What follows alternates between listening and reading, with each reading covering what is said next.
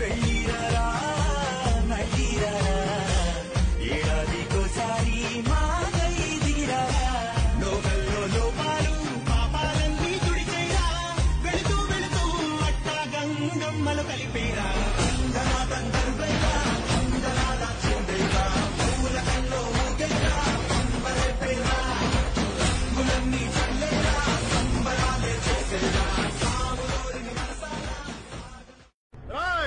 అప్పుడే అయిపోయింది అనుకోకు, ఇప్పుడే మొదలయ్యింది.